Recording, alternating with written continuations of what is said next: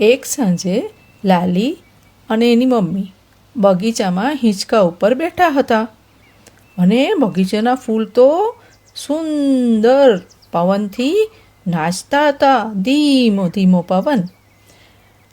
લાલીએ એની મમ્મીને પૂછ્યું, આ ગીતા શું છે? મમ્મીએ હસીને કહ્યું, અરે ગીતા તો એક ખાસ ચોપડી છે. એના જાદુઈ શબ્દો આપણને મજબૂત અને નીડર બનાવે. લાલીની આંખોમાં ચમક આવી ગઈ. જાદુ હોય, જાણે કે પરીની વાર્તા. મમ્મી હસી પડી. હા, એવું જ, પણ આ તો જીવનના જાદુની વાત. અને એ વાત કૃષ્ણએ પોતાના મિત્ર અર્જુનને કહી હતી. મમ્મી, આ અર્જુન કોણ હતો? લાલીએ ઉત્સુકતાથી પૂછ્યું. તે એક બહાદુર યોદ્ધા હતો, પરંતુ એક દિવસ તે ગભરાયેલો અને ખૂબ જ ડરેલો હતો. ત્યારે તેને મદદ કરવા કૃષ્ણએ તેને ગીતા સંભળાવી હતી. લાલીએ એકદમથી કહ્યું, મતલબ કૃષ્ણ તો સુપર હીરો!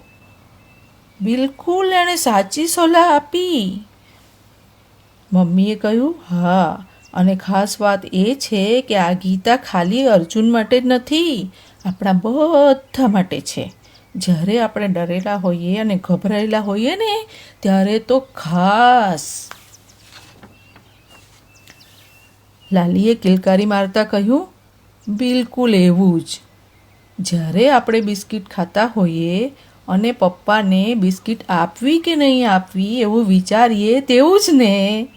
મમ્મીએ હસીને કહ્યું, ગીતા આપણને જીવનમાં શું કરવું જોઈએ અને શું નહીં કરવું જોઈએ એ શીખવાડે. લાલીએ તાળી પાડતા કહ્યું, મમ્મી, મને ગીતાની વાર્તા કહો ને.